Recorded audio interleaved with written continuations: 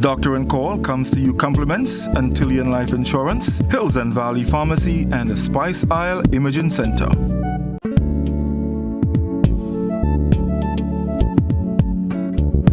Drug abuse, cancer, measles, diabetes, AIDS, cancer.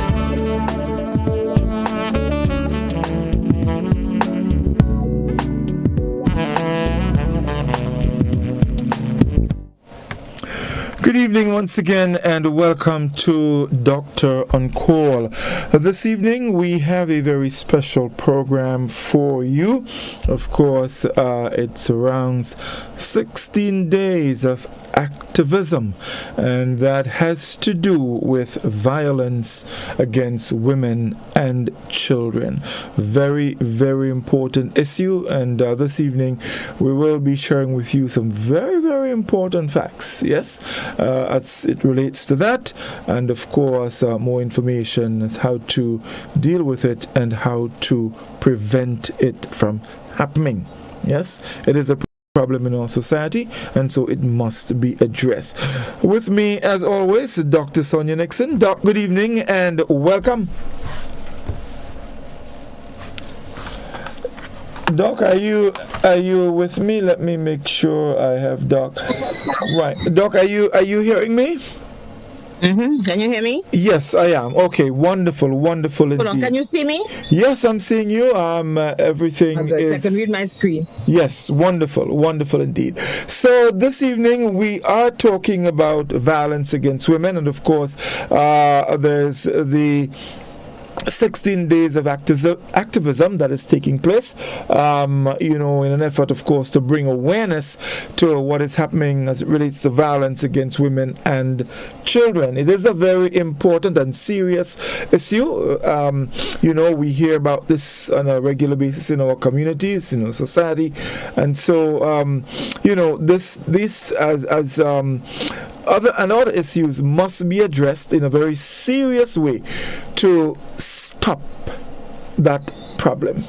So, Doc, it's over to you. I know you've been looking forward to talking about this, and of course, a little later on, folks, we're looking forward to hearing from you as well. So stay with us. Yes. We'll let you know when our telephone is open. So, Doc, it's all yours. Well, good evening. I didn't hear you until you asked me whether I was there.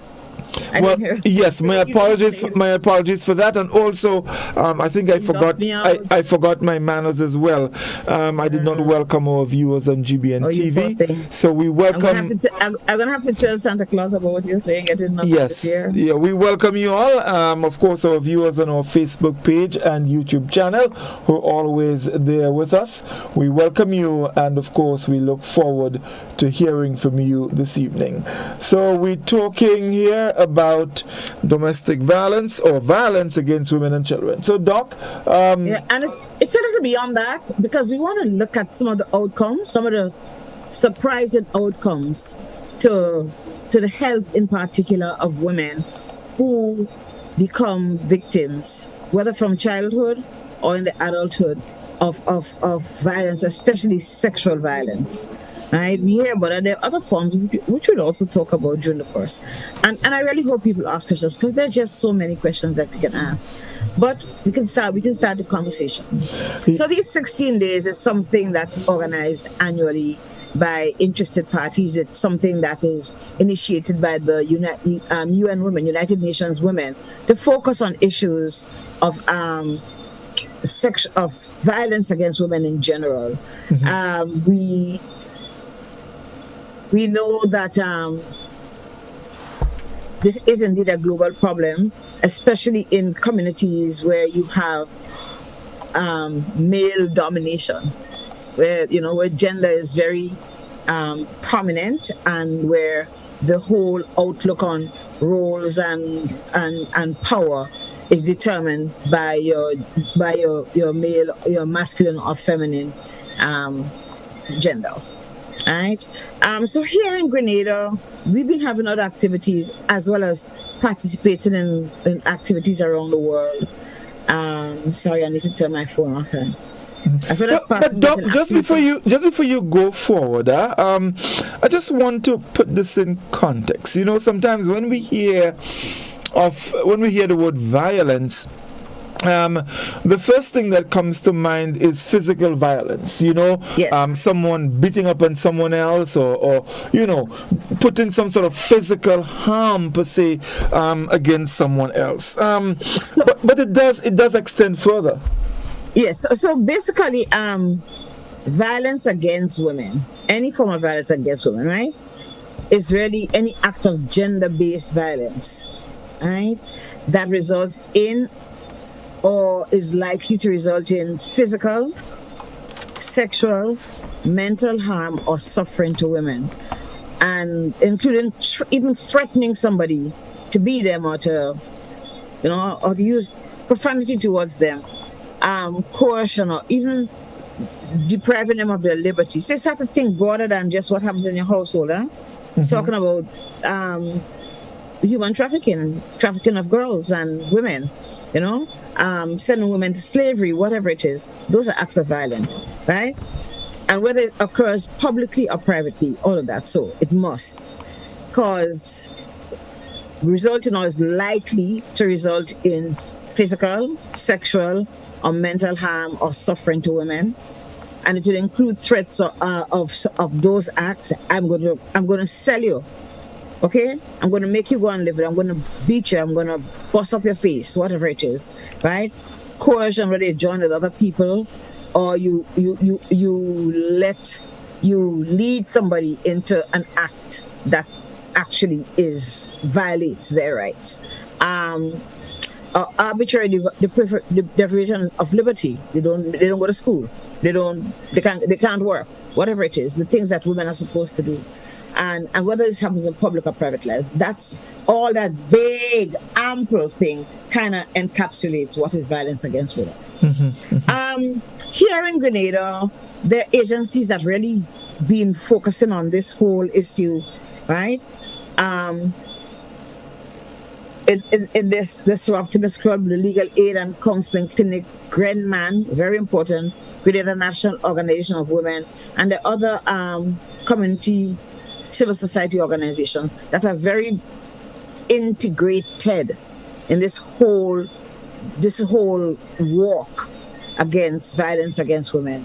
You know of the Spotlight Initiative, right, which focuses a lot, especially on sexual violence against women and girls.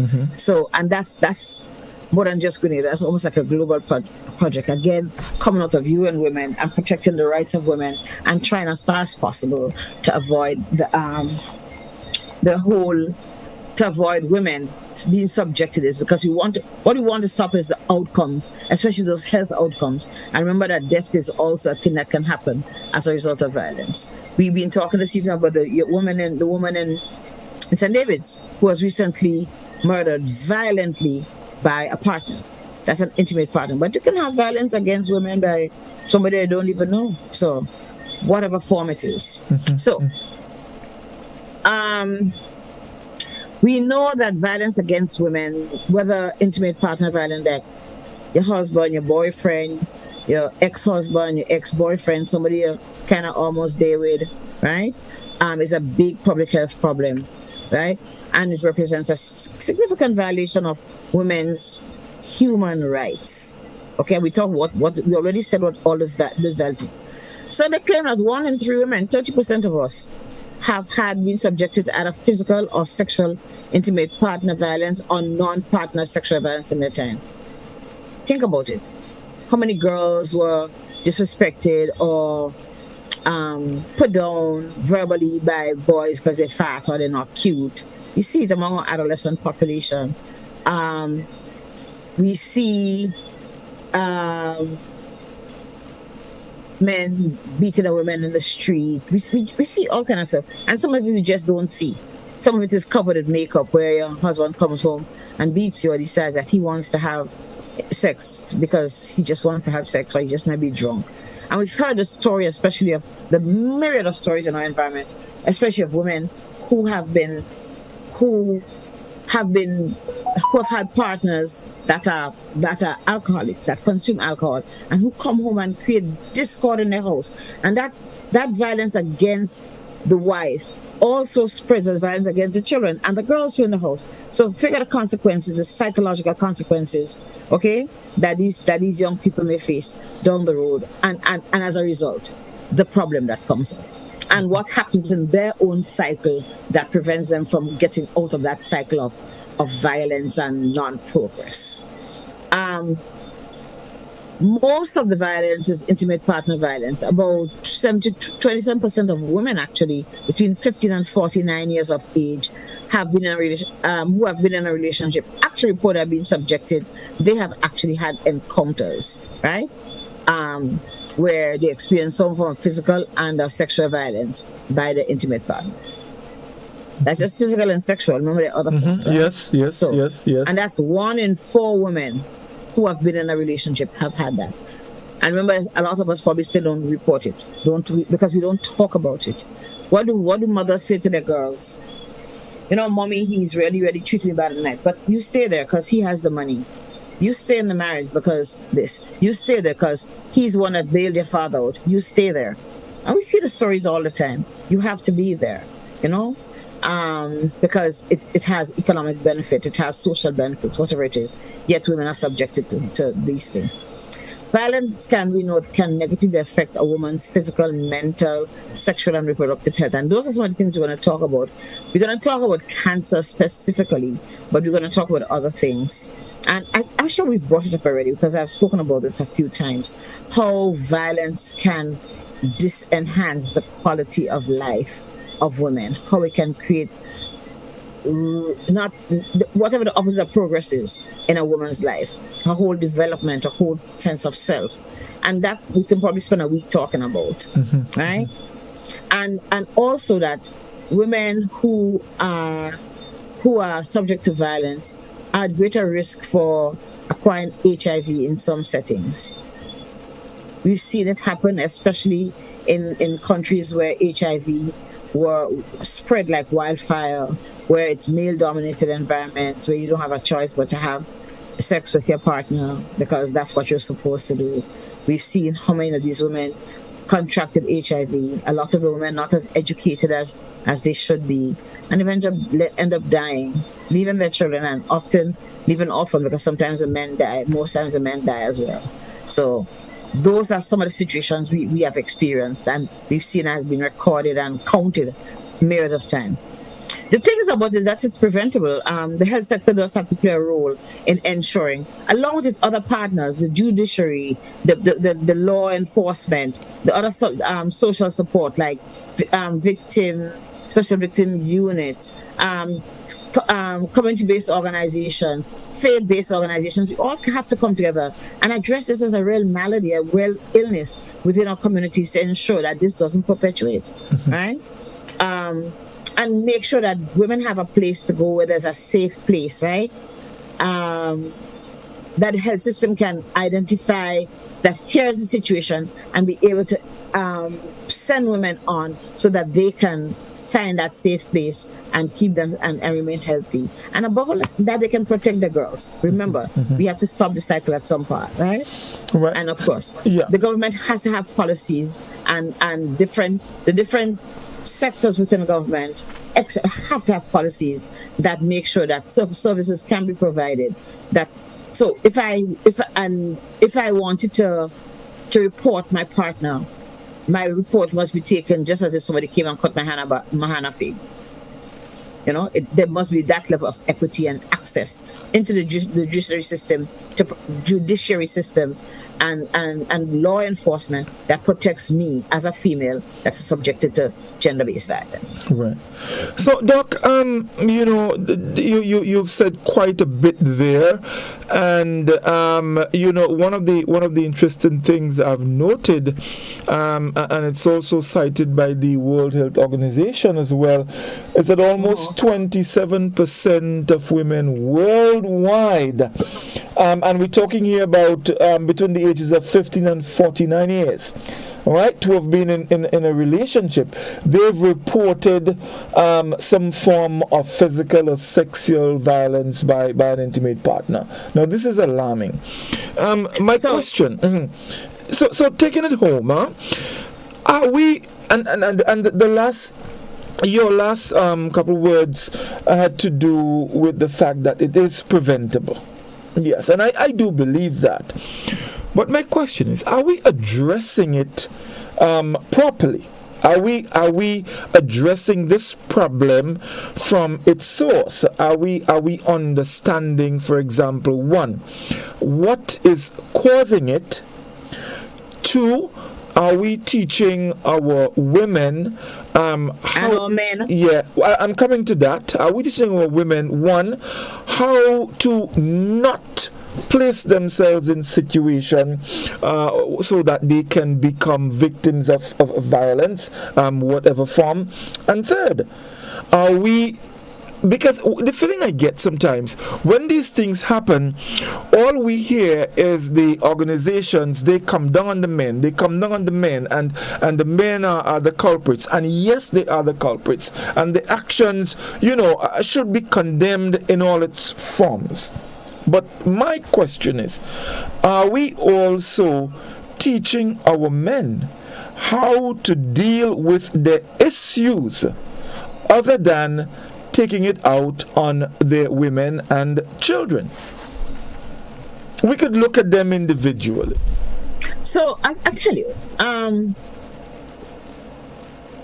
there are lots of layers on that onion, okay? And remember I said no one agency can stop this. First of all, we have to understand that there is such a phenomenon as gender-based violence. Yes. And the message has to be spread throughout the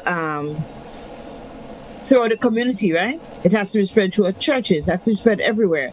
We must all have the same outlook on this whole issue of gender-based violence, because some of our religious communities do speak of the males being superior to the females. But isn't the superior one supposed to lead by example?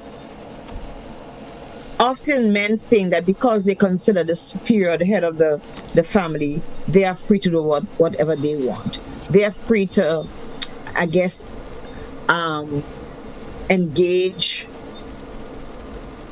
punishment or laws, and yes, make sure there's punishment to what they think. They're free to interpret conveniently or malinterpret the laws, that whatever book you read, whether it's the Quran, whether it's the Bible, whatever it is, that they're free to employ that, often in a very warped way, to create control in their lives.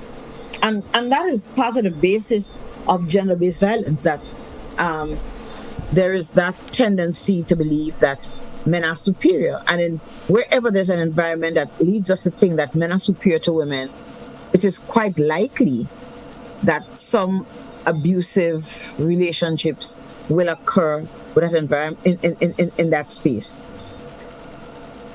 You talked about there being violence. What if people don't really think that anything wrong with that? That's how it is. Well, actually, I'm going to come to that, because I've heard some statements already that, you wonder where they come from. But we're going to get to that. But, the point you made about, men thinking that they are superior, and because of that, that probably gives them the right to exert sort of some form of dominance, or to, as they say, put their foot down and show who's wearing the pants. Now, this is one thing, and that goes back to the question I was asking. Are we teaching our men? Okay, so let's suppose, for argument, and I think you hinted to that. Let's suppose that men are the superior being, right? What about being the superior being gives you the right to violently attack someone, or to treat someone in a way where their rights or basic rights are suppressed?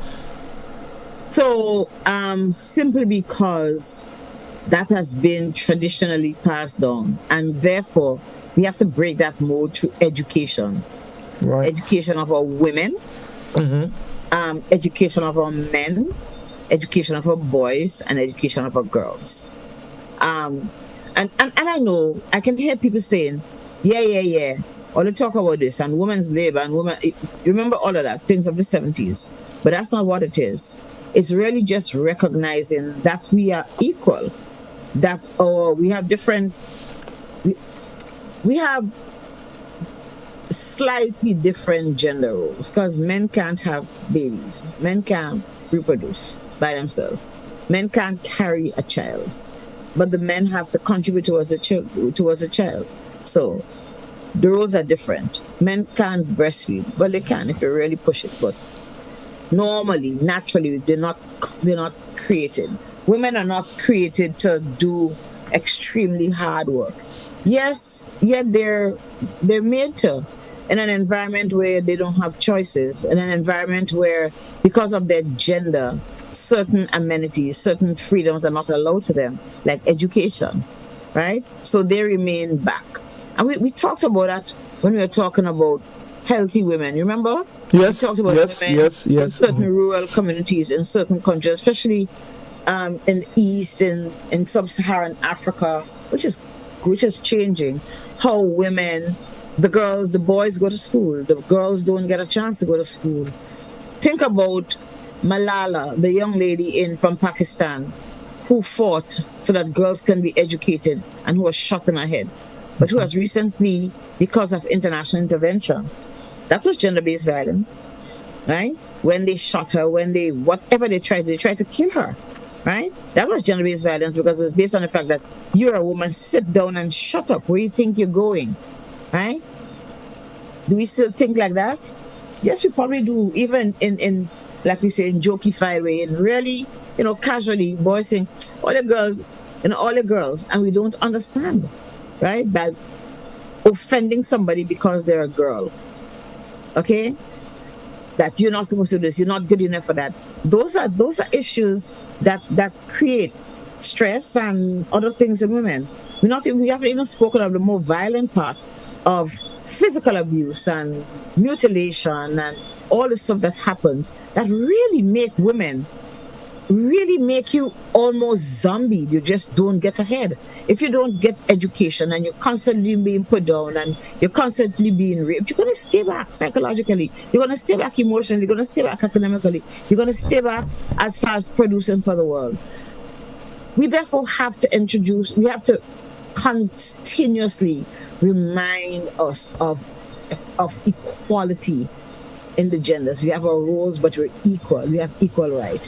And one of the things, as much as a woman is expected to respect a man, or a girl is expected to respect a boy, so are men, so are girls and women expected to be respected by those of the opposite gender and recognized as equal citizens,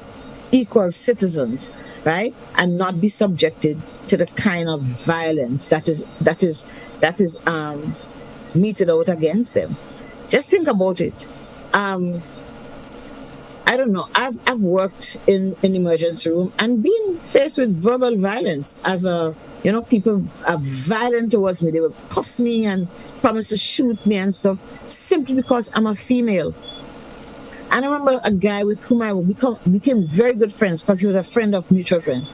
And I remember one day I was just out of medical school and they drink, I don't drink, but I was just hanging out with them. And he came in and was introduced to me. And they introduced me. This is Sonia. She works at X Place. She's a doctor. She just moved to Jamaica. And he said, "Which part are you a doctor?" You understand? That was offensive to me, right? And it was vehemently said. And I had to have a conversation with him after we became friends to remind him that I was offended and that he has to be very cautious because he doesn't know me. He can't look to insult or berate me first. and he did it in front of other people. And we talked about doing it in private or public, right? And I have colleagues and I have friends, and we know other women who are professional women who are daily violated verbally, physically by their male partners simply because they excel at what they do, right? So we have to ensure that that also does not happen, where the balance seems to slide. The balance seems to slide. And this is excellent, Doc. This is excellent. And somehow, somewhere, I think inside of all that you've said, we are missing the real substantive and significant point.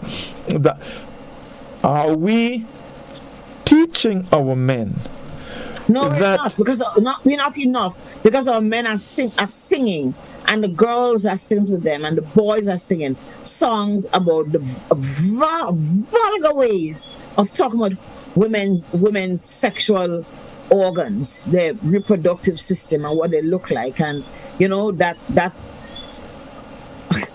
just objectifying women, and the girls sing the song without they follow the instructions, you see, and there's the problem. So the some of the women who understand what is happening and trying to fight for that bit of freedom as it relates to understanding the importance of equality, it complicates the job. Yes, but it's not we haven't come a very long way yet, because it's only just recently. I remember Sparrow singing every now and then, cuff them down, they love you long. You remember that song? Yes. Black up their eyes, bruise up their lip, then they love you eternally. No. And those are songs that I sang, and those are songs as a child, and those are songs that, that's a song that I sang that I know a lot of the words to, right? And you just sang it. And if you keep singing it, you can reinforce it. You don't become aware, right? So the practices that happen out there kind of deepen the behaviors, make them more profound and more acceptable. Because that's a song, everybody dance every now and then, cuff them down, yeah? And I'm a woman. Why am I singing that? Why am I singing that if I'm a woman? I mean, I don't sing it anymore, but as a girl, it seemed to be quite a nice song to sing, because it wasn't happening to me. I was talking to another woman who has permission to beat him, and another woman whose man took permission to beat her whenever he feel like, and to beat her violently. That perpetration of violence. I'm sure those are songs that we really need to take off the air. Some of the songs I've heard on the air is like, excuse me, will you guys get off? Right? So maybe censorship, policy, rules, laws, right? Teaching in the workplace, teaching in the church, role playing, teaching among men's group, teaching footballers, teaching basketballers, where you have men with a lot of testosterone whose male gender seems to exceed what any other gender, their whole masculinity seems to exceed any other person's. They ought to be taught that there's a balance here that must be respected, right? That because they have economic power, because those are the things that make men behave that way. They have economic power, they have social power, and all the rest, and they feel they can just go ahead and do it because society has not given them a way to has not given them the awareness, and it hasn't told them that, hey, this is not acceptable behavior, because it still is. I heard yesterday in the budget the Prime Minister speaking about Grenada's approach, that Grenada will actually approach gender-based violence. And it is very important that somebody at the top of the helm expresses that that's happened, because a lot of people listen, a lot of us need to hear that this is a problem that we have and a problem that we must address. So, Doc, I want to share something with you and our listeners and viewers as well. It's from the World Health Organization, and I find it really, really interesting. And it has to do with the factors associated with intimate partner violence and sexual violence against women. And it says, folks, not very long. Intimate partner and sexual violence is the result of factors occurring at individual, family, community, and wider society levels that interact with each other to increase or reduce risk. Some are associated with being a perpetrator of violence, some are associated with experiencing violence, and some are associated with both. And some of the risk factors are lower levels of education, a history of exposure to child maltreatment, witnessing family violence, antisocial personality disorder, harmful use of alcohol, harmful masculine behaviors including having multiple partners or attitudes that condone violence, community norms that privilege or ascribe higher status to men and lower status to women, low levels of women's access to paid employment, and low level of gender equality. And Doc, you touched on a number of those earlier. So what this reiterates is that the whole issue of violence, and particularly gender-based violence, occurs within what we call a social ecological framework. Starts within the house, goes out in the community, in the workplace, in the community, goes beyond, and all of society. It's there, and it has to be approached at all those levels according to the specificities at those levels. So if it's in the house, what's going on in the house? If I am whether I'm a perpetrator or I am experiencing the violence, okay? Is it because I saw this as a child? Is it because I learned it from my father? How do I approach it within my household? How does a community look at it, right? And there are different strokes, as they say, for different folks. So we have family violence. I might either be experiencing or I might be the one being perpetrating the male. We talk about male, but it's not only males perpetrate violence against in a gender way. But for this argument, we say the male, and I'm really not bashing men. I just want us to know that that's how we're looking at it, just to be able to address it. Okay. So there's a socio ecological outlook. How are you going to approach the challenges that we have with gender-based, with violence, in gender-based violence, whether it is within intimate partner or just generally across the board, sexual violence, because you understand there are a lot. There's intimate partner violence, there's violence that is not necessarily intimate partner, right? It could be somebody outside, it could be of an opposite sex, and then there could be sexual violence against women. But sexual violence against women must also include sexual violence against girls, because we know that trauma that they experience in childhood, that constant trauma, creates a lot of problems. Okay? So what you see practice in adulthood is from that constant toxic psychological environment or experience that child has growing up. Whether it's you're no good, you're picky head, dirty, stupid girl, you're so dunce, blah, blah, blah, constantly. And your body starts to respond to all of those all of that impact, all of that injury, right? And then you grow and you become sexually undirected, because sometimes we choose different sexual partners not because we want to. So you have promiscuity, you have a lot of substance use, you have violence, you have the manifestation of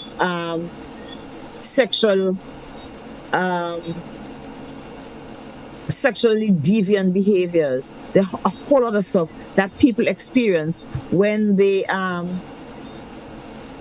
when they have been subjected to this.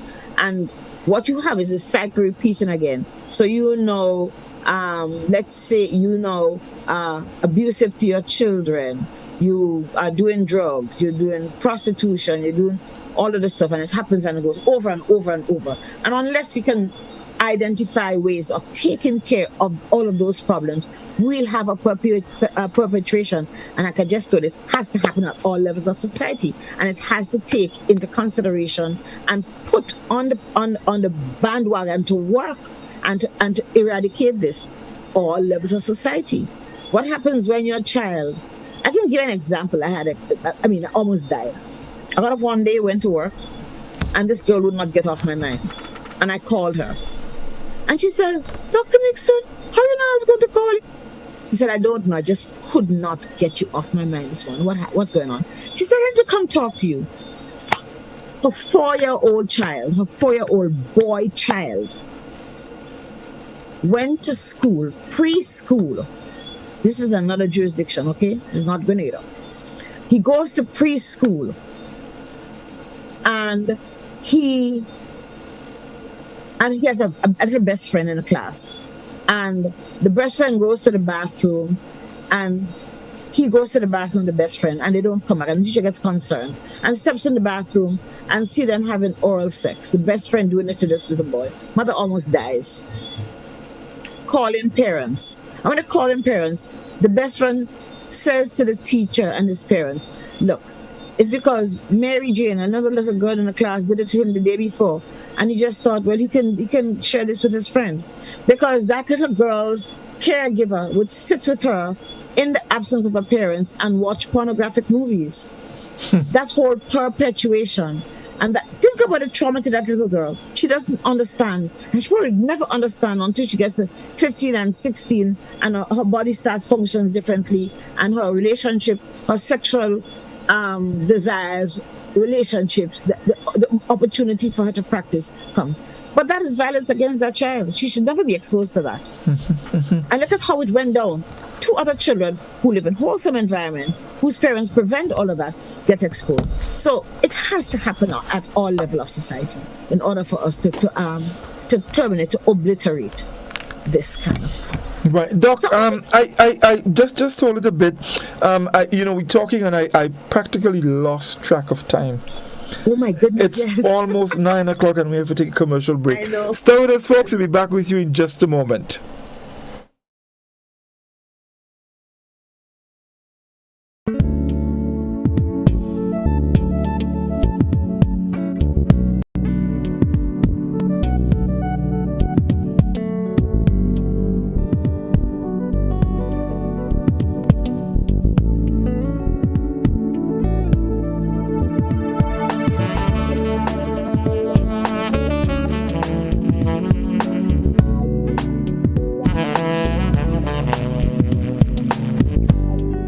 Shop and win at Real Value this Christmas. Anyone spending $50 or more can win $5,000, $2,500, and $1,500 in cash and shopping vouchers. Simply place your receipt with your name, address, and phone number in the barrel provided. Promotion starts November 21st and runs until December 23rd with the grand draw of the morning of December 24th. Plus, anytime you use your Real Value Shoppers card, you can win day passes to Royalton, hamper baskets, wine, and more. Promotion runs from November 21st till December 30th. Shop at Real Value this Christmas.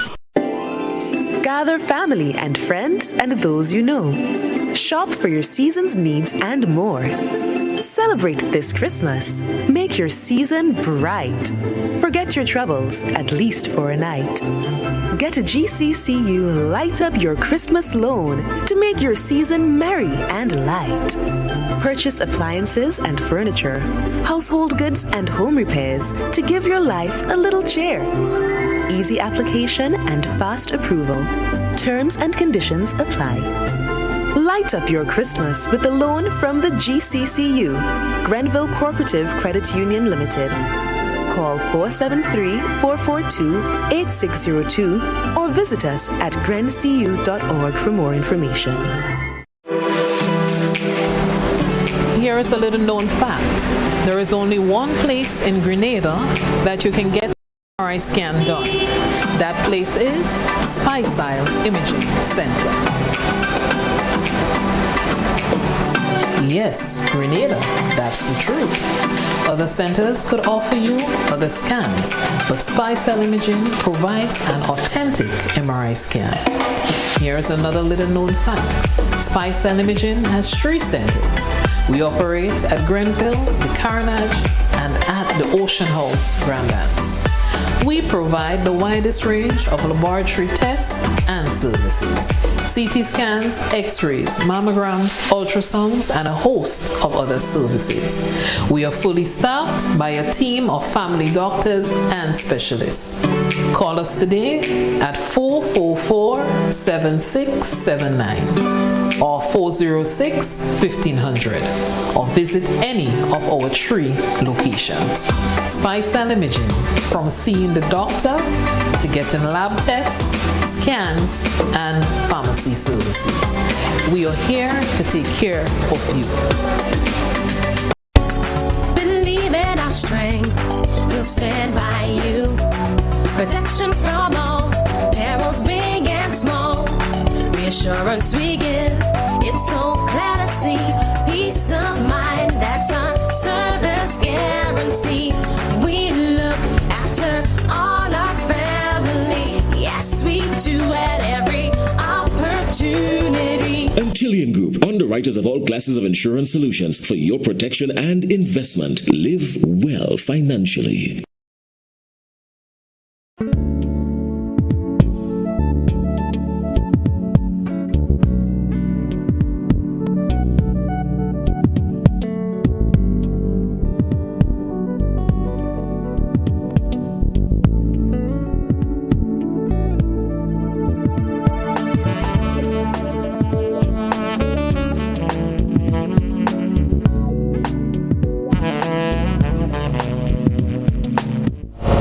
Welcome back, everyone. It's Doctor Call, and we're looking at violence against women and children. Dr. Nixon's with us, and for those of you just joining us, we welcome you. In a little while, we'll open our telephone line so you can give us a call and share with us your thoughts on this subject matter, and of course, how we can address it to stop that kind of, thing from happening. Doc, I just wanted to go back a bit to the some of the risk factors as cited by the World Health Organization, and one of them, getting a feedback somewhere. I hope. Right. So yeah, one of them. I'm going to ask, can you turn your mic down? And I haven't heard much because there's been a lot of interference. Right. Are you hearing me better? Because one down more. All right. I think that should work. Right.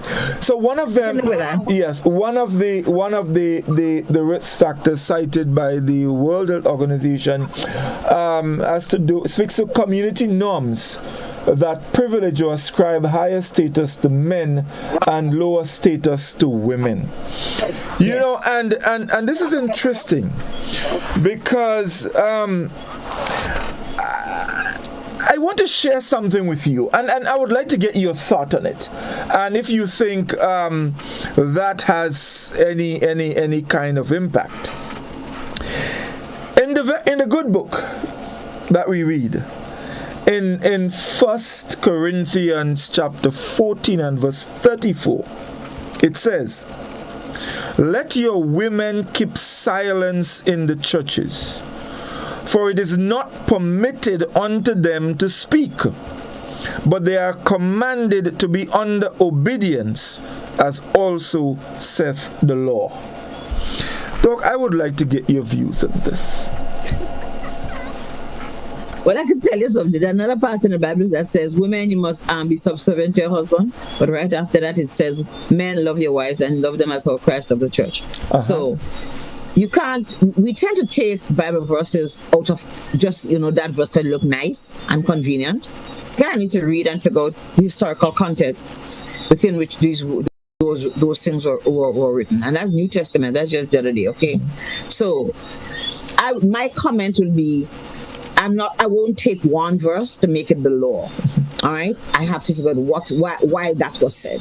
No, I am. What I'm thinking here is, what kind of impact, or how will something like that rub off on men? I mean, and I'm speaking here in the context of what we're talking about, violence against women, and we were talking about earlier we were talking about the dominance that men think they have, and because they are the dominant figure, then but power is distributed unequally, and so men assume.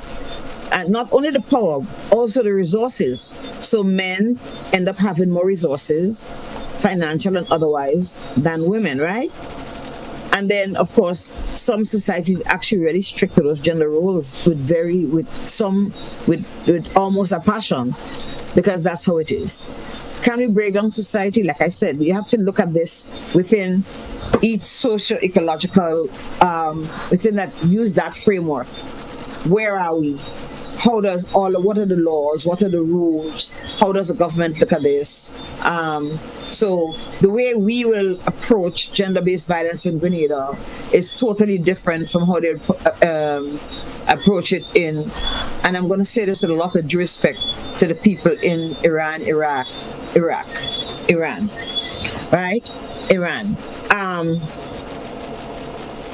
Because they just have different national rules as to who rules the roost and how the resources are distributed and how the gender allocation of responsibility and power are exercised. Okay?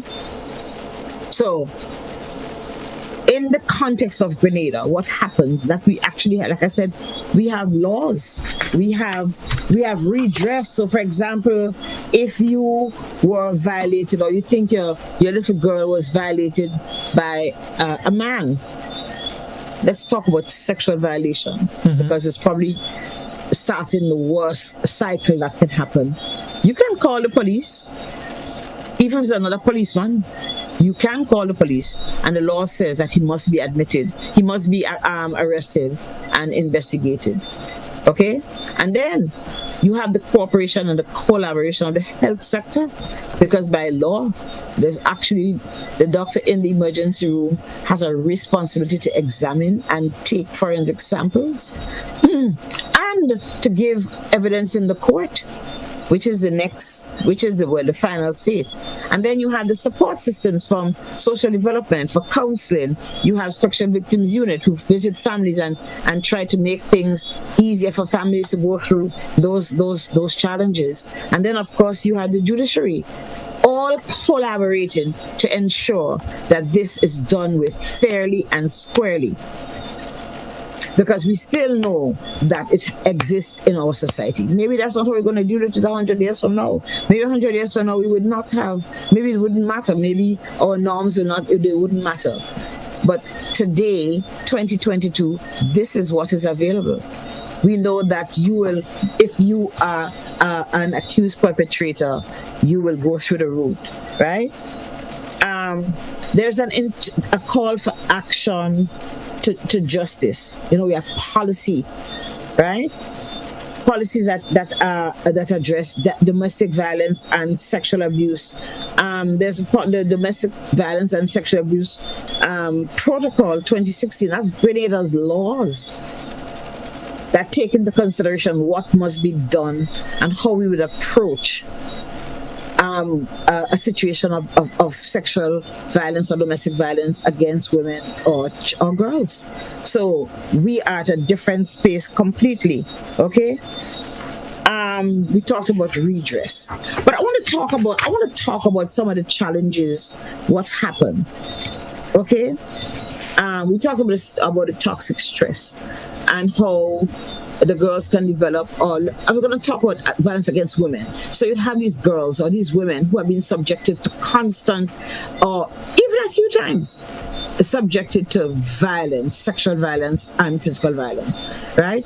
And how they can become aggressive and antisocial behavior. In other words, behavior that is not normally accepted. So you see her dressed like a boy, or she wear extremely revealing clothing.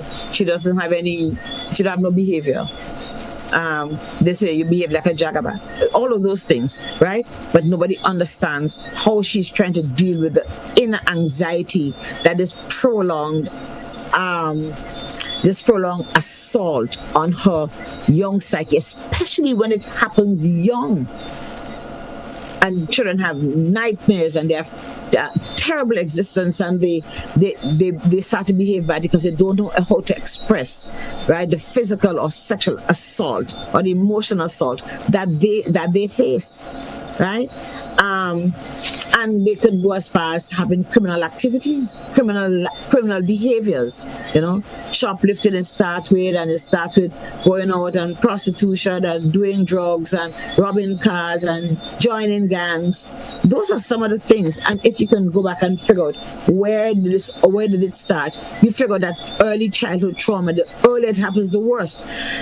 There's some studies that claim that even children, babies who don't remember, months old, who have been assaulted, and it does happen when people assault little children sexually, because there are men who are stupid enough and ignorant enough to believe that if you have a sexually transmitted disease, especially something like gonorrhea that is unpleasant and very visible and easily diagnosed by anybody, right?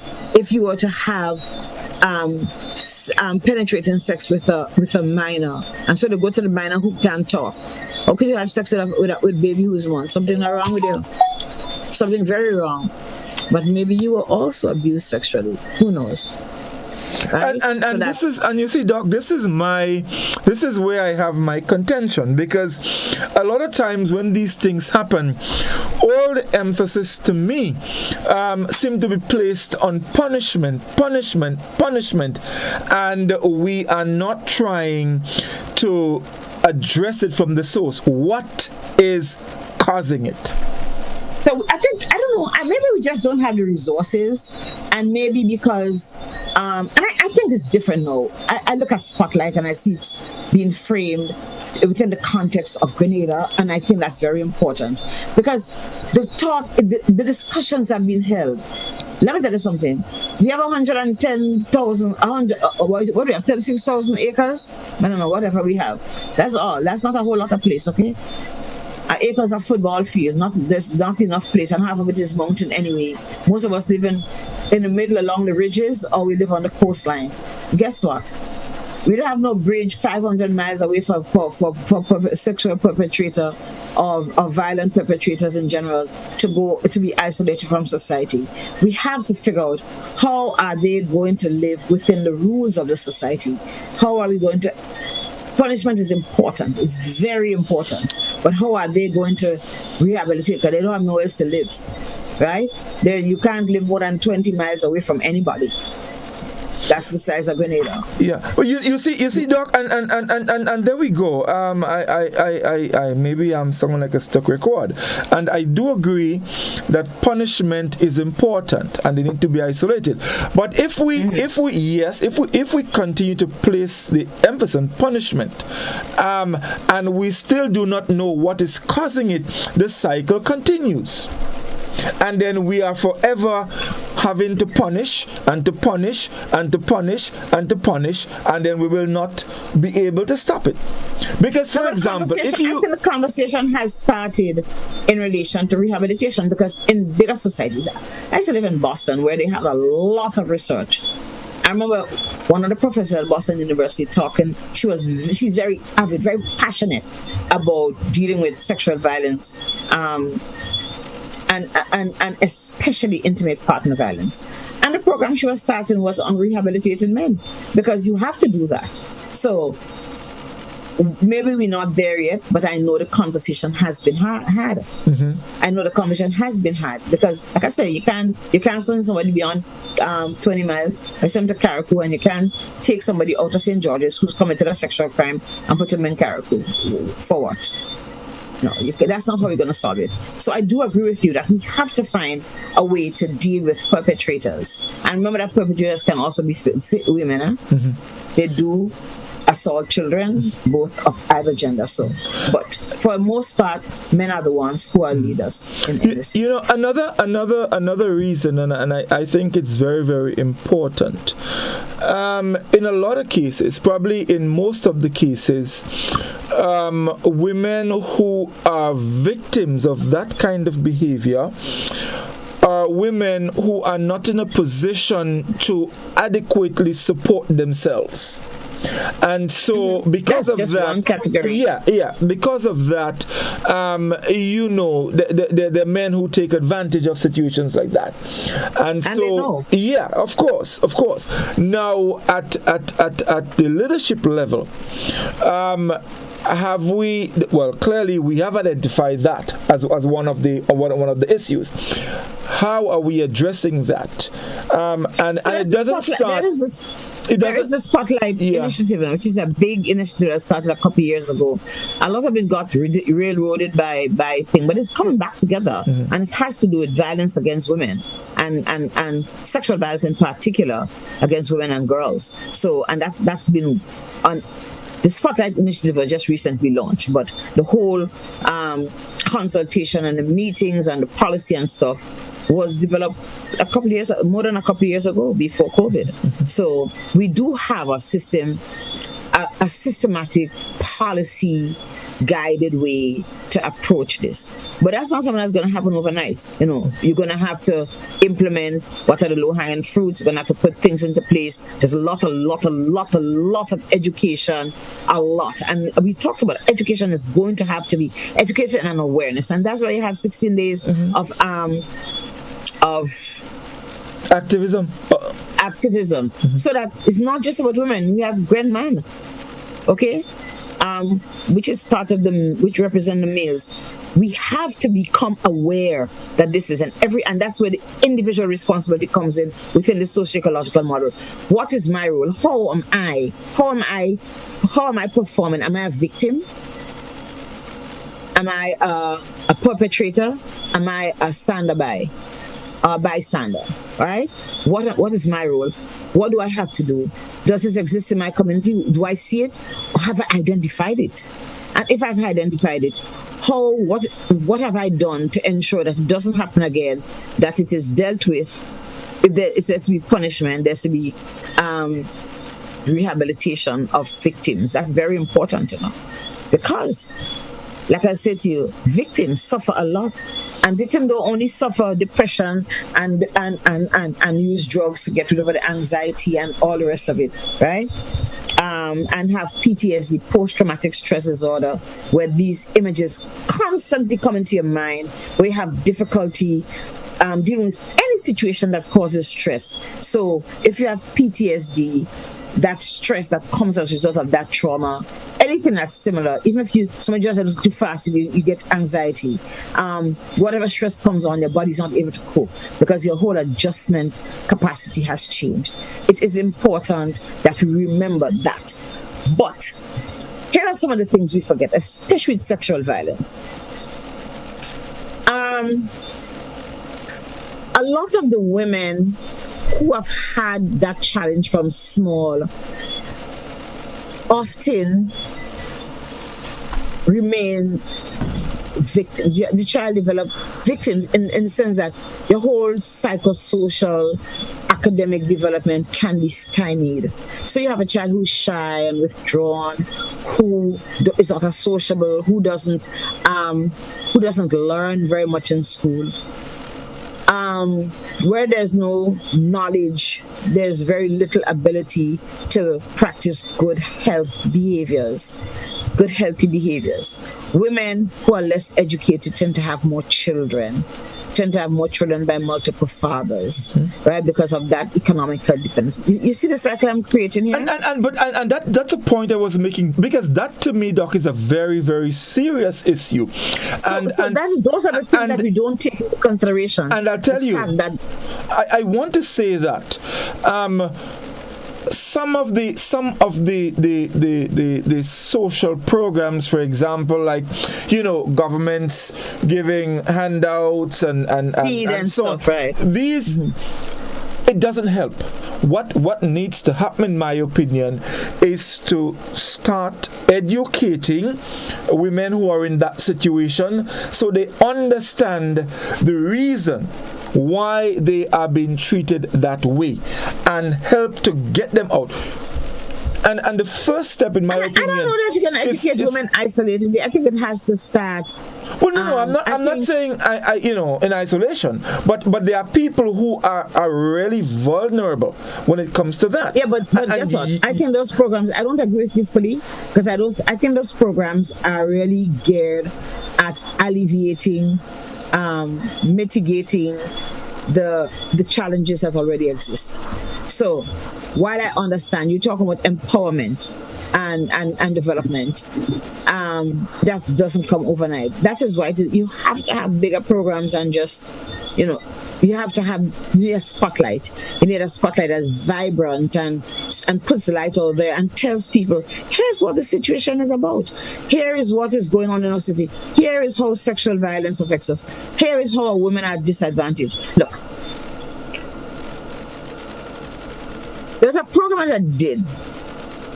A program at university when I was doing my public health degree, run by that same woman who did thing, and it was called intimate partner violence. And my eyes were wide open. I thought I knew a lot. I didn't know diddly squat.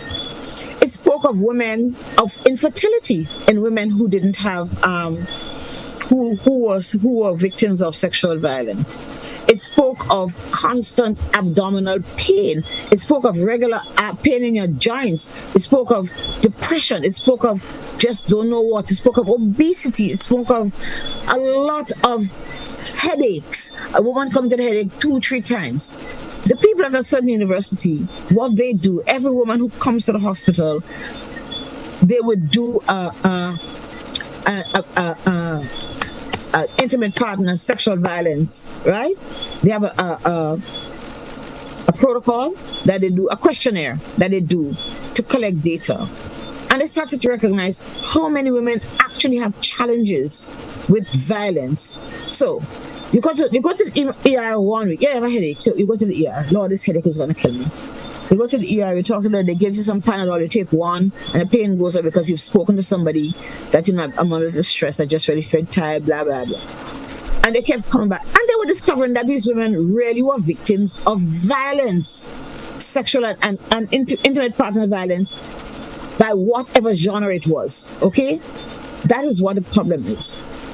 But remember that often women who have been so violated so often, especially from young, come not to have the level of education that they require. Okay, they have general ill health, right? We talk about infertility. We talk about psychological illnesses. They have. We know that this causes long-term damage to young children, okay? So these children become socially isolated, blah, blah, blah. But also women who have been violated can't work because they're just disabled. And we can't figure out why they're disabled. She just can't work. She might have signs of melancholy, where you're depressed, but you're not depressed. You just can't make it. Your body just slowed down. I'm just not doing very well, right? Or in the case of women who have been so violated that they become lawless and substance users, blah, blah, blah, isolated from their families, there's a problem of homelessness. All of these things contribute to women's lesser capacity to seek help, to seek medical care. But on top of it, you might also be involved in a relationship that is physically violent by a partner who is unfaithful, and you're at risk for having sexually transmitted diseases. either from a partner or because you're out on the street doing things that you really shouldn't be doing. Okay? Or because you're so weak and dependent, you don't really care who comes and have a relationship with you. And we know of the situations where women who are mentally disabled, people who have autism or learning disability, who have been abused by normal men who have made them pregnant. That's one of the challenges. One of the challenges is the development of other diseases like cancers. And that's why I wanted to come to the whole issue of cancers. And not just having cancer, but dying from cancer. Because the woman's state does not encourage her to seek health care. Do you understand? She's so disabled socially, psychologically, that she doesn't seek, or she just poor. She just don't have the money in a place where you need to have money to see the doctor. So I'm not talking just in the Grenada context, I'm talking a wider context, right? But the woman, oh, she just had the time. Could she have gone to Anglican High School and then go to MCC and go to SGU? She could have, but because of all the trauma she experienced as a child, her body, her mind is not able to get her to maximize her, to get her maximum potential. And so you have this woman who have 5-6 children because, you know, she's back on the cycle, right? She has, because she probably was promiscuous, because she probably just so passive. Gentleman come and give her one child, and next one give her next child, and next one give her next child, and that's how it is.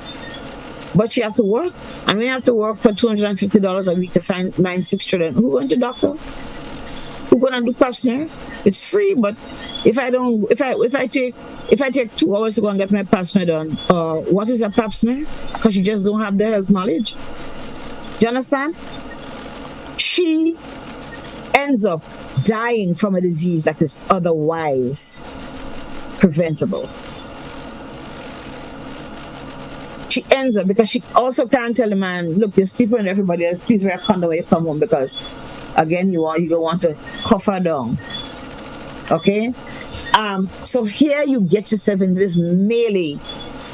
You get yourself into this running track like a hamster, just running and running and running and running and running and going nowhere.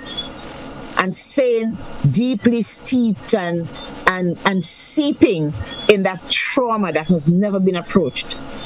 And you mentioned something earlier about society. What about a society that doesn't talk about these things? Whether it is a religious society, whether it is just an ordinary society, and not necessarily poor people, even the wealthy. What about a society that refuses to engage verbally the sins of our families, of our community, in order so that the future generations can be healed? Right, and this is very important.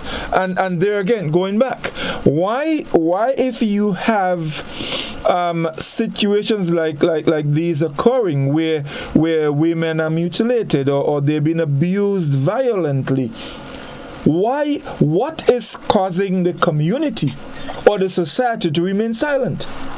Because Pharaoh sing every now and then. I don't think it is Pharaoh, but I think it's bigger than that, because there are a lot of factors that or society. Let me put it this way: society is influenced by a number of pillars. A lot of pillars: education, culture, religion, a number of them. And you see, this is one of the reasons why I read that little bit for you. Because all of these things, they are pillars that influence our societal behavior. And there are people, yes, when they strongly believe in something. Look, in the Philippines, they've just passed a law in Parliament: no sex before marriage. A man and a woman cannot live together if they're not married. Just passed in the Philippines. So there are a lot of things that influence a lot of other things, and I know it is a major task to address the problem. But but you see, the Philippines are addressing the problem within the context of their social. Yeah, I mean, I just mentioned it. I just mentioned how many millions in of passing. them. Everybody go to church. Everybody, a lot of Catholics, a lot of other fundamentalist religions. And so there's a lot of religiosity. So they can use that. A major pillar. Right, A major pillar. But remember that sexual violence also occurs a lot in family. Yes. And one of the things that came across my mind, I remember teaching as a young physician, teaching nursing students, and one young lady who needed to talk. She says, "I need to talk to you," because I know she was very isolated. I said, "What's going on?" She says, "I need to talk to you." "Can I?" I said, "Sure." And it turned out this young girl had been raped. Right? Come from a very fundamentalist church. She had been raped. She eventually spoke to this one guy in church about it, and he was very compassionate. They started dating, never relation, they got married. But she goes to nursing school 60 miles away, and by the time she get home, before she reach home on Friday, because nursing students have to stay in school, that is, stay on campus Monday to Friday. Friday evening, everybody take the bag and gone. She goes to Otrius, and all he wants is sex without any emotional engagement, right? And one weekend was a long weekend. Long weekend, students, I want to tell you, the students go back to ward. The nursing students go back to the ward after lunch on Friday with a bag, because as the bell ring, as the session done 3 o'clock, everybody gone through the gate. They're going to get the bus to go wherever they live in the community, or they live 50 miles away or 10 miles away. They're out on the road, they're going home. And I saw her and I said, what are you doing there? Because I lived on hostel compound then. She says, "I didn't go home." I said, "Why not?" She said, "I just can't handle this. I can't do this. I can't handle this sexual abuse that I'm experiencing from my husband. I can't speak to my father and mother. I can't speak to my parents." You know that girl is today? Singing with the angels. About 2 years later, after I left the hospital, one day I asked the nurse in charge of the school, "Where's this girl?" And she told me this girl died by suicide. She just couldn't take it, right? That level of trauma that girl had experienced. And everywhere she turned, there was more. She couldn't go, she couldn't tell anybody, because nobody will look at it and understand. They will tell her, "Go and pray." Right? And that would not heal her trauma. And she died by suicide. I was in shock. 6 months I couldn't catch myself just thinking about this girl. And actually feeling guilty that really I should have done as I told myself that I will follow her up. She died. Doc, let's take our final break. When we come back, we'll open the telephone line. Stay with us. We'll be back in just a moment.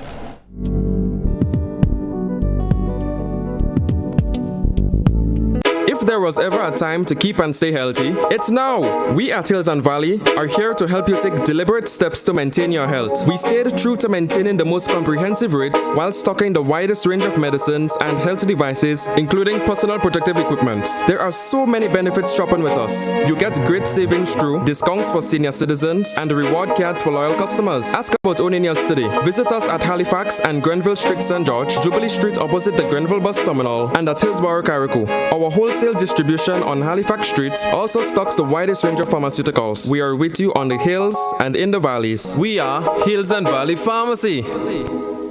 Why wish upon a star bank is better by far. Whatever you're wishing for this Christmas, we'll give you low interest and no fun. Make your wishes come true this Christmas with a loan from Co-op Bank. Make those home renovations, treat your family and friends, and get the things on your Christmas list. All of this is possible with our hassle-free financing of up to $40,000. Apply today and you can be one of the 5 lucky customers to win a shopping spree. Have it all as you wish this Christmas with Co-op Bank. Visit our website or your nearest retail banking unit for more details. Terms and conditions apply. Christmas wishes come true with Co-op Bank and you. Welcome home.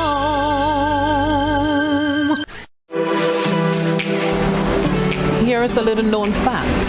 There is only one place in Grenada that you can get an MRI scan done. That place is Spicile Imaging Center. Yes, Grenada, that's the truth.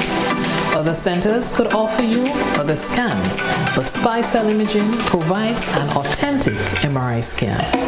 Here's another little known fact. SpyCell Imaging has 3 centers. We operate at Grenville, the Carnage, and at the Ocean House, Grandance. We provide the widest range of laboratory tests and services. CT scans, x-rays, mammograms, ultrasounds, and a host of other services. We are fully staffed by a team of family doctors and specialists. Call us today at 444-7679 or 406-1500 or visit any of our 3 locations.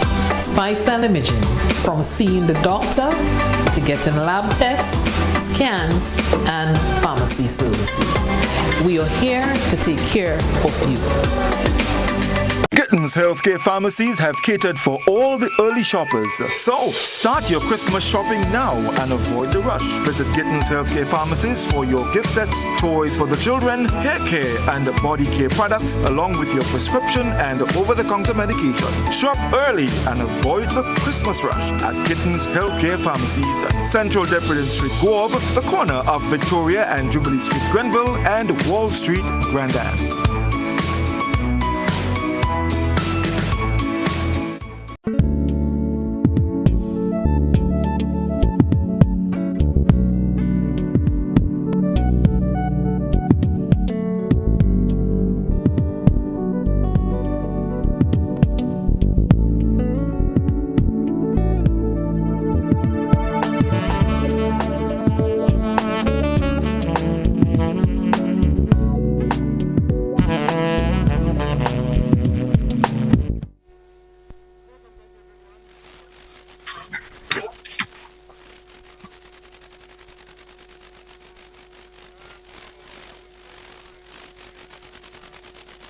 You can give us a call. We'd like to hear from you.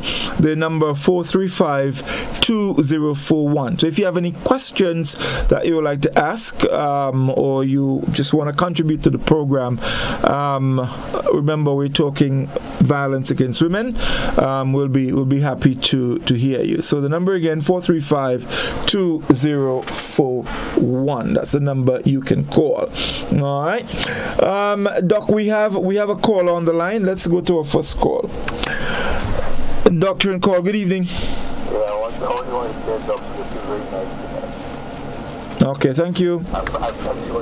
And this is a non-violent intervention. Thank you. Okay. Thank you. Right, Doc, you get picked. I'm always picked, so you can stay there. All right, let's go back to the telephone. We have a call on the line. Doctor and call. Good evening. Yes, good evening, caller.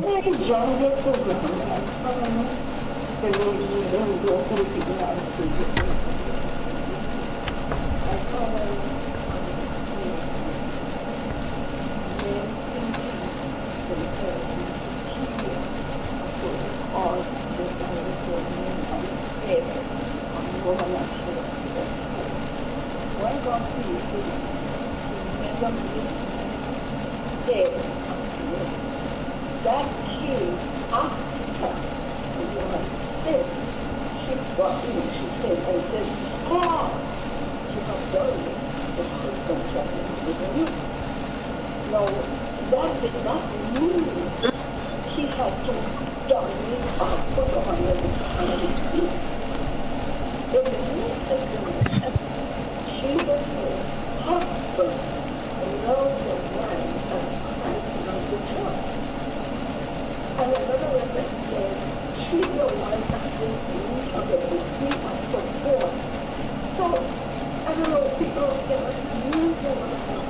They say, oh, well, I am a get out the house. And what God was a child, God was a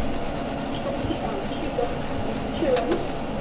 And so we need to see a other aspect of what is the power of the force of God. And I just feel the body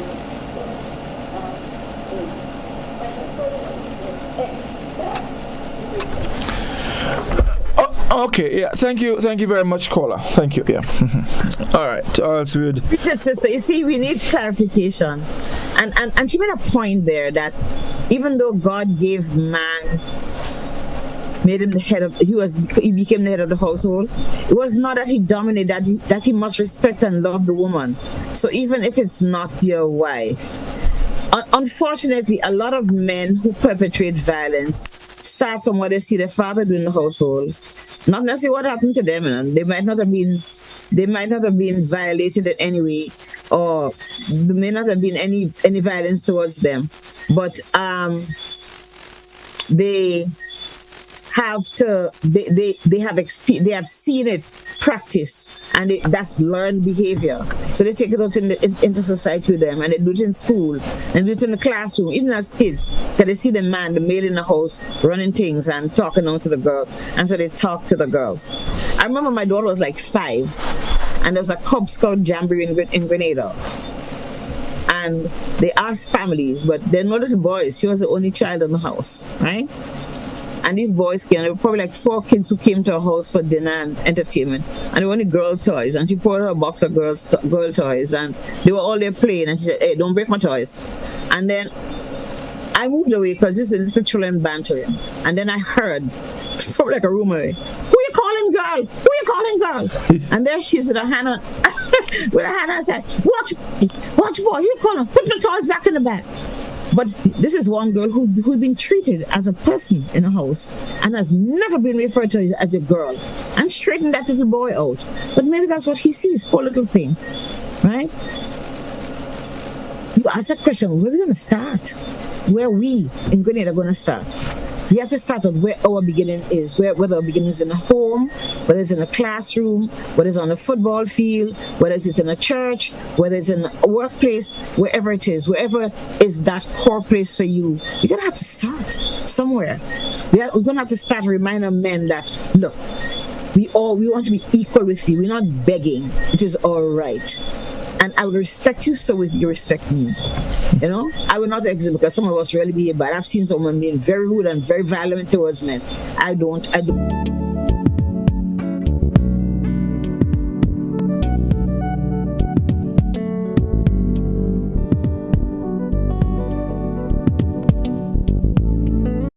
Ever learn behaviors exist and create an environment of harmony and respect.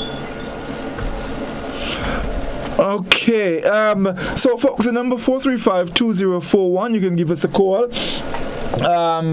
If you have any questions, and of course we'll be more than happy to take your question. We have a quick one here on our WhatsApp platform, Doc, and the person is asking, good night, have you looked at the abuse in a financial manner or revenge? This is something which would never go away. It has taken me years to finally come to this reality.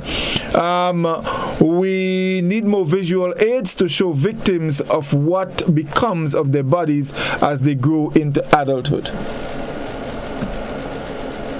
But we also need to show victimizers how people are affected by violence, or women, but it's all about women, okay, yes, are affected by violent behaviors as they grow, and how dysfunctional they can become.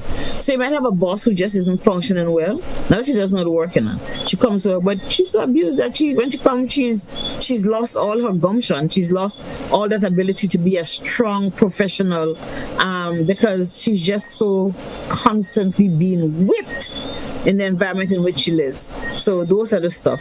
I missed the first half of what that person said, though. No, they were asking if we had looked at the abuse in a financial manner. I'm taking it to be here that it's something we spoke of earlier.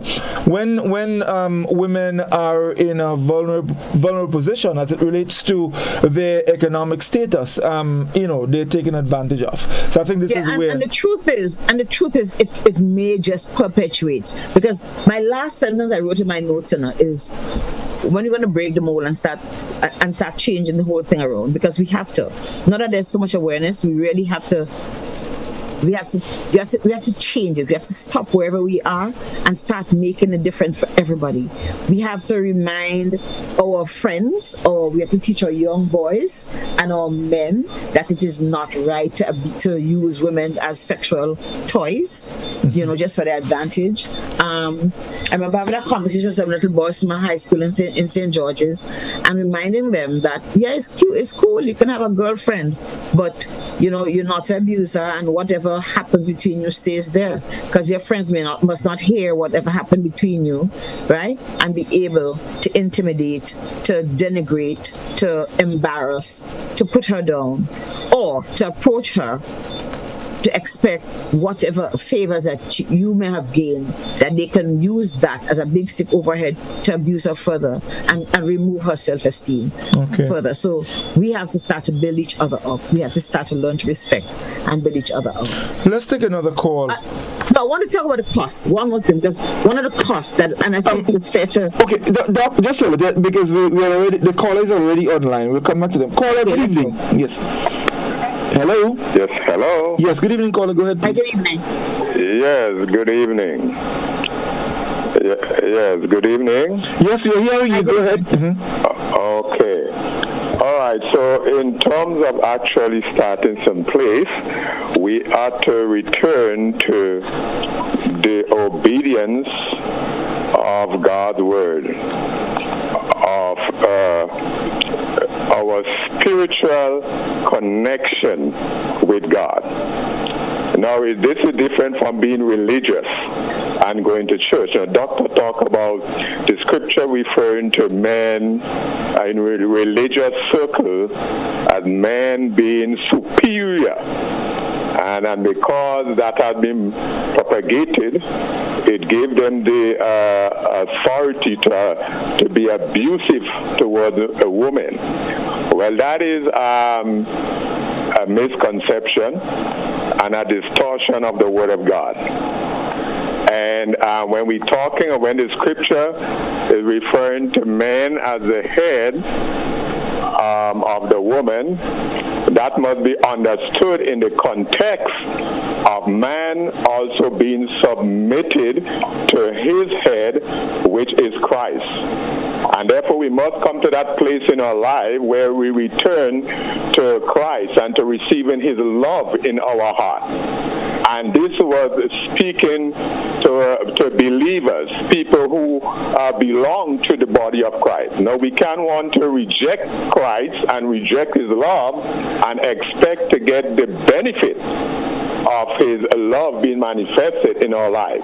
So it's returning to a relationship with the Lord Jesus Christ. And when we understand headship speaks of being a leader as one who go forth and show by example. Okay, so the husband is not the boss in the sense of being living a life that is dictatorial and manipulative and so on and abusive, but he leads by example. The scripture calls on the husband to love your wife, right? Even as Christ loved the church, and that could only be a reality as we receive God's love in our heart. But we live in a society that is against God, and people want to reject the love of God, and at the same time want God benefits for their life, and that's the problem in society. So what we have to do is return to God's love in our life. And in our society today, much of our songs and so on is a song against women as a sexual object and so on. Right? We might be saying that over the air, but on the ground, women dressing these days very provocatively. They are not respecting themselves, and society is propagating that through a song. How about banning these songs that use women as a sexual object? We see around carnival time the kind of thing that goes on. We view that, we accept that as a culture. We sing this thing over there, so we accept that. right? So we may be saying these things, but in reality is people's heart is against God. And so once they come to that place in their life where they receive God's love in their heart, He will cause them to live differently and to function different. This is not okay, caller. Thank you, caller. Thank you. I want to compliment that because I want to thank this caller for raising the point of spirituality, because what I want to do is to ask spiritual leaders to spread the message of love and respect, and not because a woman is dressed provocatively means that we can disrespect her. Nobody knows why. She may be that same girl that was sexually abused all her life. But Doc, you know, not, and I'm not trying to defend anything here, but we were created sexual beings. That's a fact. And I'm saying, because so we have to be very careful in our so-called practice of our spiritual lives. And I don't want to go that far because I don't want to stick to the medicine, but I want to tell you guys to the health part of it, because I'm being integrative here. It is important that's why, remember we're talking about all the stakeholders in this? The church has a very important role, not only in being the element that judges, but the element that elevates and helps helps me to reconcile and to understand and to lift people who are, whether they're perpetrators or victim, out of the mire into a place of wholeness. Okay? I think I lost it. Did I? Hold on. Sorry, I lost my Zoom session for a while. And lift the perpetrators and victims into a place of wholeness. That is the role of the or religious institutions or spiritual leaders have to take that role in caring for people who are perpetrators and victims of sexual and abusive behaviors. Because we can have as many laws. If people are not guided, you have to guide again within that socio-ecological context. What is in our community that enhances our capacity for healing and our capacity for reconciling, our capacity for forgiveness, our capacity for cleansing ourselves of bad behaviors, because it is a bad behavior. What else is there that gives us that support? So while I agree with what he's saying, I want the church to realize, the church, and I'm looking at the church as a spiritual organization in our community. That is what we look at. I'm looking at the church taking on its own role in helping people so that we can break the cycle, so that we can move on new, so that we can experience newness, and that we can make the next generation healthy. And make the next generation not have anything like that to remember because they have not experienced it. Yeah, well, and I agree with you. But the truth is, I really don't know how this is going to happen, because it's funny that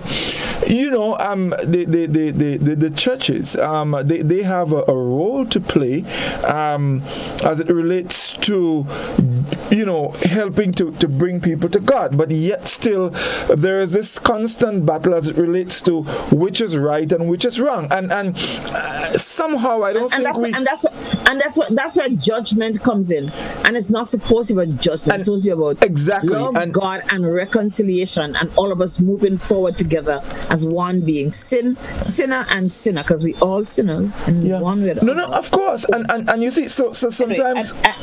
I don't want to preach tonight. I don't want my bishop to be jealous. Yeah, definitely. Definitely indeed.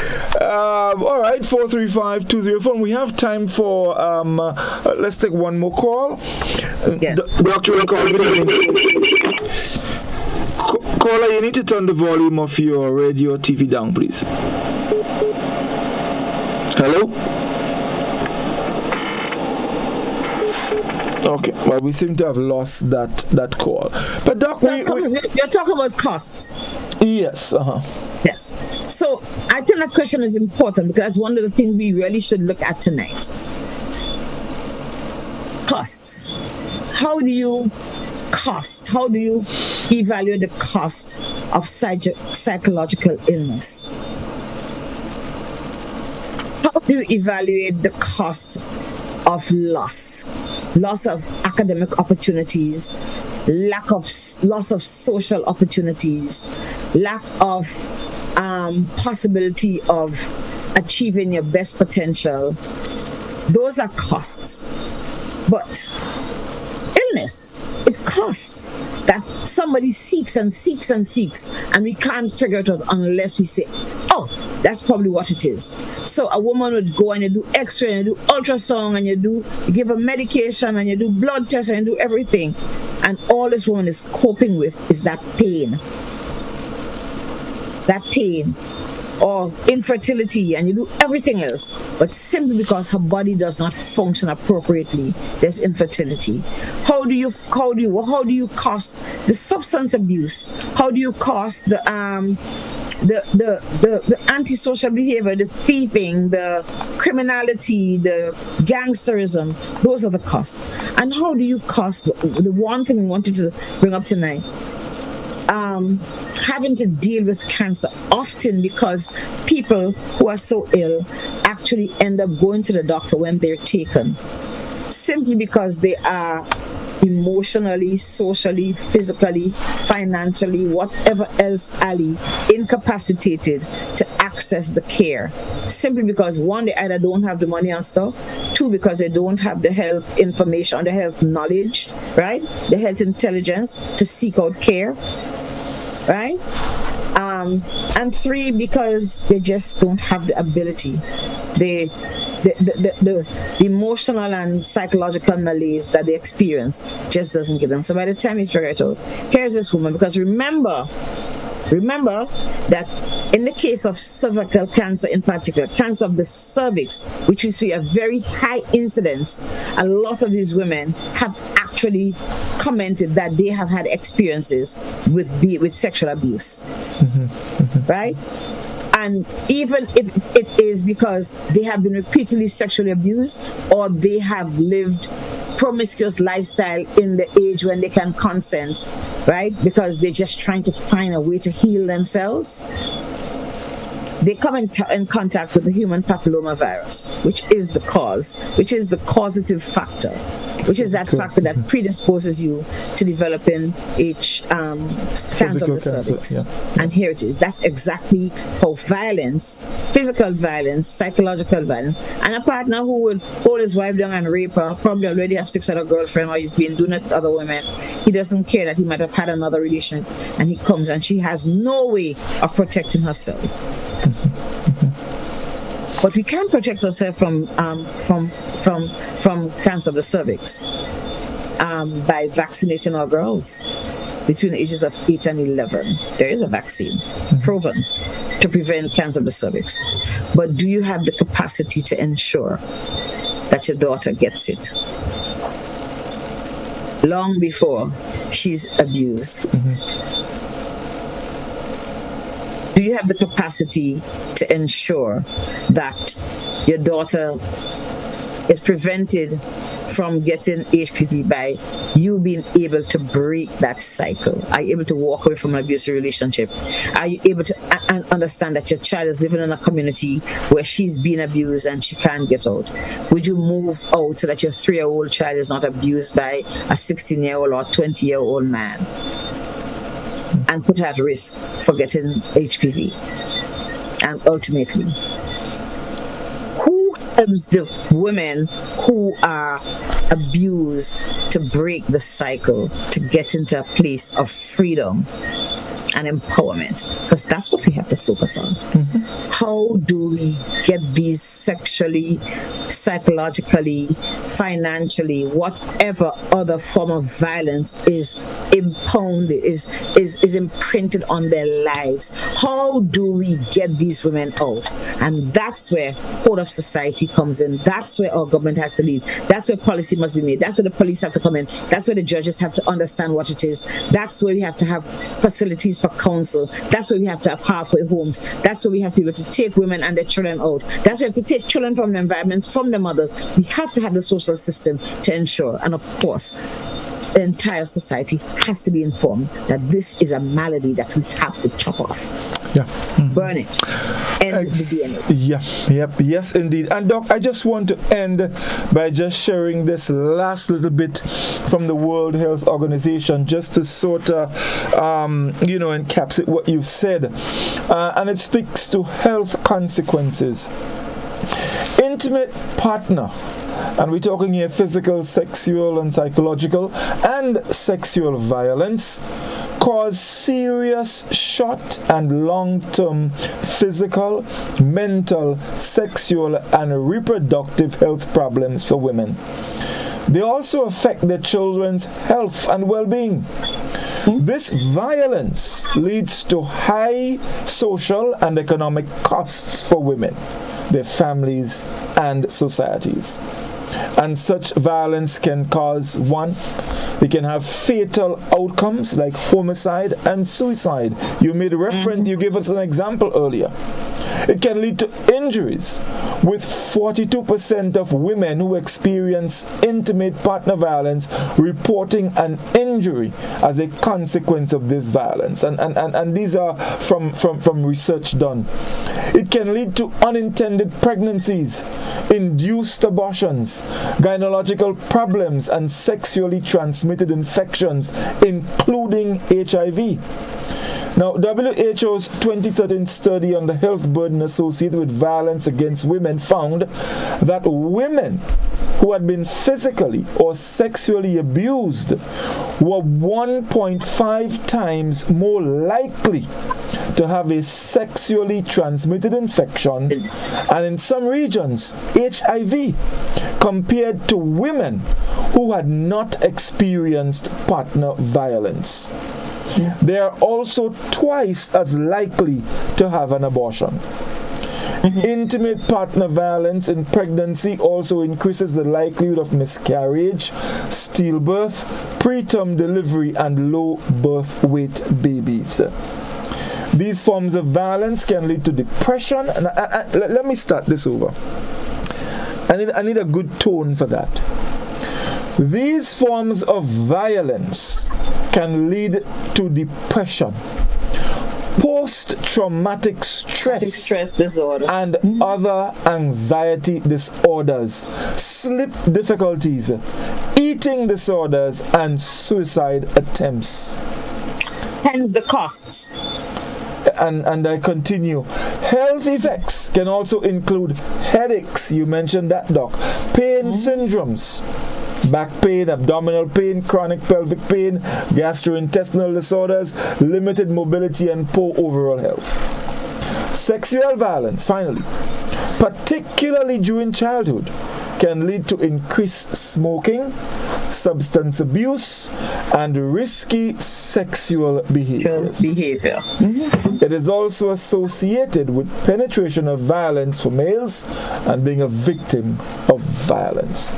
And folks, let me just say this. We all have access to the internet. Go on the WHO website. You can just type in violence against women, and you would get a lot of interesting reading, a lot of important things that you can adopt, especially if you're in a situation where you are violently abused. All right. So, Doc, as the 16 days of activism continues, we trust that a lot of awareness will be raised, and that people can understand the dangers of violence against women and children. As a matter of fact, violence in a whole, just in passing. And how violence against women does not only affect the women, but their families and their children, and further back. Exactly. And we can talk about this all night, but we have to stop at some point. So before we go, I want to endorse your call to ask people to seek out information, because it's not something we talk about at all, because you don't want to talk about it. We don't like to talk about anything that has a sexual connotation. But I'll tell you what, we need to learn. We have to learn about these things because they are our realities. And we still live in a society that's very open to hearing information like this. a society where we see, like I said, our leaders are willing to work. Spotlight started under the previous government, so it's not like we're not looking at it, right? But it must be on everybody's mouth. It must be on everybody's tongue. Everyone must understanding. So I'm going to ask people to start the conversation about how do we prevent violence against women. What is this thing they're talking about? But more than everything, I'm going to ask every Grenadian citizen to figure out where exactly am I in this picture of sexual violence against women. If I'm a woman, am I a victim? Am I a perpetrator? Right? Am I a instigator? Am I causing? Am I alone? Do I see it and let it go on? Do I encourage my son, right, to disrespect his wife and to cuss her and to not give her money, right? Or my brother, or my father, or whatever it is. Okay. If I'm a man, am I actually physically abusive or sexually abusive? What am I telling my children? What am I telling my boys? How am I treating my girls? Right? Who am I in this entire picture of sexual violence against women? Right? And intimate partner violence.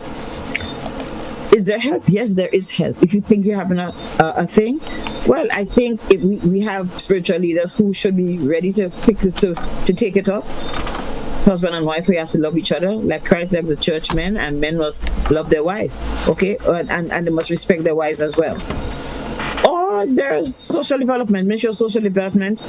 Go out and ask for a counselor to help you. Maybe both of you would not at the same place if you're a couple, but seek help. If you're a child in school and you feel that you're being abused because of your gender, because of how society is still divided, you speak to your teacher, go to your principal. Somebody has to know how to deal with this in your school, or your guidance counselor. But I'm asking everybody in Grenada to figure out, where am I in this whole picture? And what am I doing to end this malady? Because it's really bad for us and it's costing us a lot of money. I want to also congratulate and thank the people who have put together this whole thing about 16 days of activism. It's really just